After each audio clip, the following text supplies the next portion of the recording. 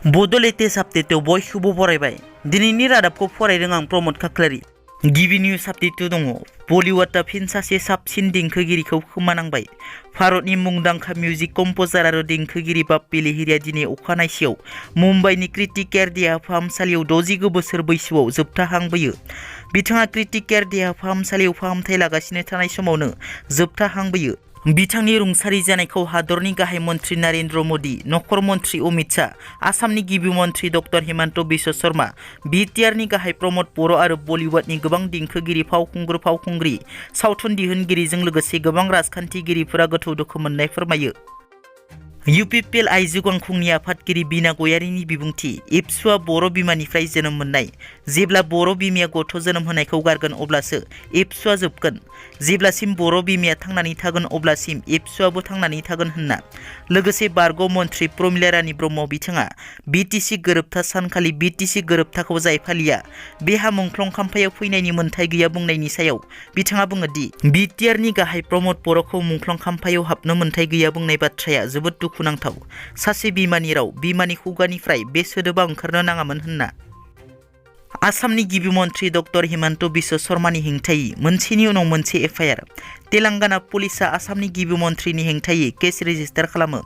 तेलेंगाना कंग्रेसनि आफादगिरि रेबानाथ रेड्डीआ complain file खालामनायनि उनाव तेलेंगाना पुलिसआ गिबि मन्त्रिनि हेंथायै केस रेजिस्टार खालामो गिबि मन्त्रि डक्टर हिमन्त बिश्व शर्मानि हेंथायै आन्डार सेक्सन्स 504 आरो 505 अफ द इन्डियान पेनेल कड IPC आव केस रेजिस्टार खालामो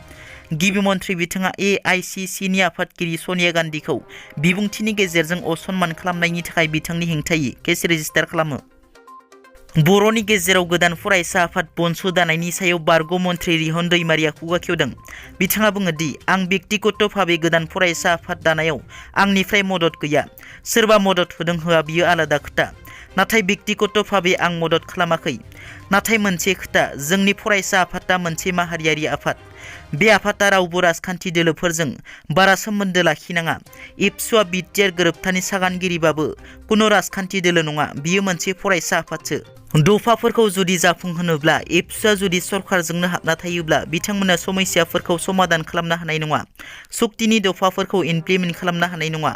एबसुआ बाहेराव थानानै नारसिननांगौ नारसिनग्रा हानजा महरै एबसुआ थानांगौ एबसुआ राजखान्थि हानजायाव हाबनानै थानाङा दिपिन बर'आ UPPLजों सोमोन्दो लाखिनानै जाबायदि खामानि मावबाय थादों जि राजखान्थि दोलो हिसाबैसो खामानि मावबाय थादों जायनि थाखाय रायजो राजाफोरा मोजां मोनाखै आरो बेखायनो गोदान फरायसा आफादआ जोनोम जादों एबसुआ बाहेराव थानानै जुदि दफाफोरखौ इमप्लिमेन्ट खालामनो बुंबाय थायोमोनब्ला बे आफादआ जोनोम जानाय नङामोन होनना गुवाहाटीनि रेलवे स्टेशनाव रेलवे प्रोटेक्शन फोर्स सुंद'यै RPF आरो गभर्नमेन्ट रेलवे पुलिस सुंद'यै GRPआ गासै 1.48 कोटि रां मोननो हायो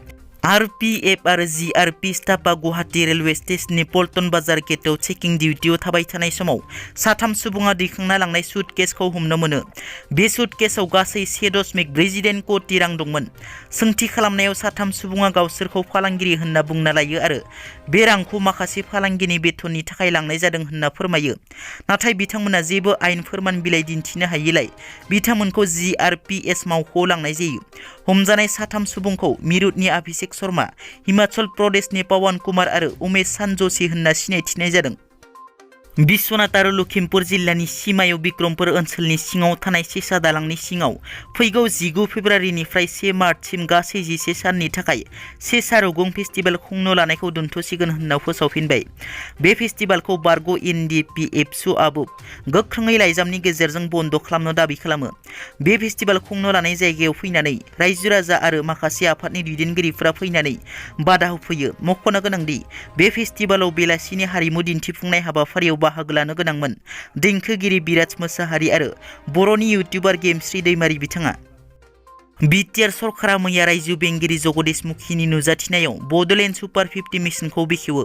बियो बिटिआरनि फरायसाफोरखौ गोहोगोरा खालामनायनि मोनसे थागिदा IIT NIT आरो भारतनि गोजौ थाखोनि इन्जिनियारिं फसंथानफोराव मुं थिसननो हानायनि थाखाय 11 दाननि थाखाय बेसेन नाङै थानायनि सुबिदाजों गोजौ थाखोनि गुन गोनां फोरोंथाय होनाय आरो बोसोन होनाय हाबाफारि आरो 50 फरायसाफोरखौ गंफ्रोमबो जिल्लानिफ्राय 10 बोसोरफ्रोमबो मोनसे एन्ट्रेन्स आनजादनि गेजेरजों बे हाबाफारिनि थाखाय सायख'नाय जागोन दिनैनि रादाबा एसेनोसै